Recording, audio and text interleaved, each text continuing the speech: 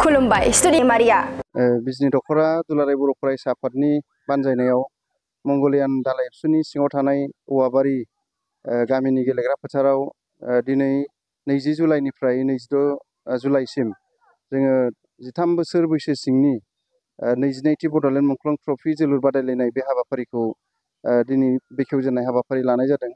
बेवहाय जोङो दखरा एबसुआ देग्लाय 22थि बड'लेण्ड मुंख्लं ट्रफि नाम होनानै जोङो मुंख्लंफोरखौ गोसोखांनाय आरो मुंख्लंफोरखौ सिबिनायनि मुङै बे जोलुर बादायलायनायखौ होबोबाय थानाय जादों।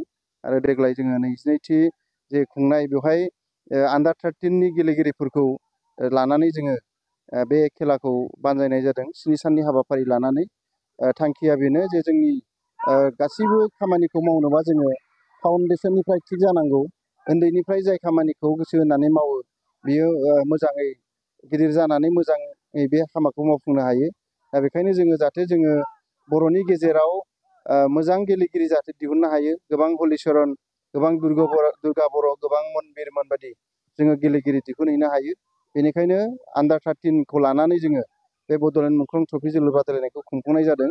जोङो 22थि बड'लेण्ड मुंख्लं ट्रफि जोलुर बादायलायनाय बेवहाय देरहासार बान्था हिसाबै जोङो 15,000 आरो रानार्स आप हिसाबै जोङो 10,000, बेस्ट प्लेयारनि थाखाय 1,000 बे बान्थाखौ होनाय जागोन। आरो मोनफ्रोमबो गेलेनायनि थाखाय मोनफ्रोमबो गेमनि साबसिन गेलेगिरि बे गेलेगिरिनो बय अफ दा मेट्स जोङो होलांगोन। बेवहाय 500 रां थागोन, आर'नाइजों बरायगोन आरो जोंनि बान्था हिसाबै जोंहा ट्रफिबो थागोन मोनफ्रोमबो चेम्पियन, रानार्स आप आरो बेस्ट प्लेयारनि थाखाय।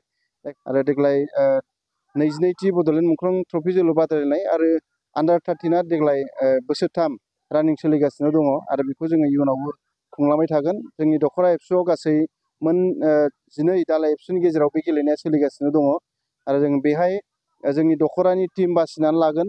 बिनि उनाव चिरां जिल्लायाव 6 आगस्टनिफ्राय जागोन। बेवहाय जोङो दखरानिफ्राय बाहागो लाहैगोन आरो बेवहाय सायख'जायोबा जोंनि गेलेगिरिफ्रा जिल्लानि टिम जागोन आरो जिल्लानिफ्राय मिरुआव गेलेगोन।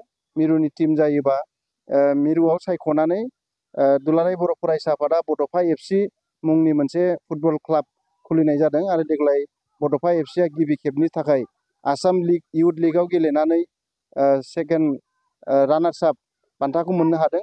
आरो जुदि आसामनिफ्राय आइ लीगआव, इण्डियानि आइ लीगआव 2 टिम लाङोबा बेवहाय बड'फा एफसिआबो गेलेनो मोननो थांगासिनो दं। दा जुदि आइ लीग गेलेयोबा जोंनि आन्डार 13 गेलेगिरिफ्रा बिसोरो नेसनेल प्लेयार जाहैखासिगोन आन्डार 13आवनो।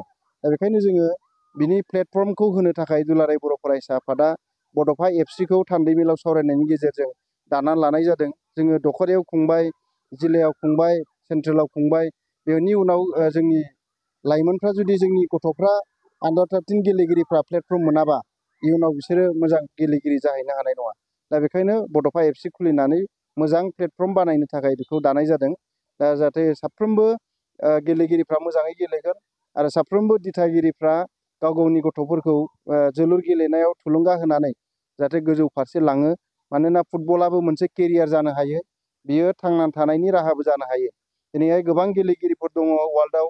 दिनै रनाल्ड'मोन, मेसिमोन, दिनैहाय नेइमारमोन, बिसोरो गोजौ थाखोनि गेलेगिरि आरो बिसोरो फुटबलनि गेजेरजोंनो गावनि केरियारखौ VIP लाइफ दिनै खुंनो हादों। दा बेखायनो जोंबो बर' गथ'फोरखौ, बर' जोंनि लाइमोनफोरखौ जोलुर गेलेगिरि खालामनानै नेसनेल इन्टारनेसनेल प्लेयार जोङो दिहुननांगोन। बे गोथौ थांखि आरो नोजोरखौ लानानै दुलाराय बर' फरायसा आफादनि मावथांखि, बड'फा गोजोरथियारि मावथांखिनि गेजेरजों बिनि हाबाफारि बायदियै बे जोलुर गेलेनायखौ जोङो बानजायबाय थानाय जादों। दा बयबो जाहाथे बेखौ मदद खालामगोन आरो बिमा बिफाफ्रा जाहाथे जोलुर गेलेनो थाखाय थुलुंगा होगोन गावनि गथ' गथायफोरखौ आरो बेखौ केरियार हिसाबै लांगोन। आङो बेखौनो खावलायनाय।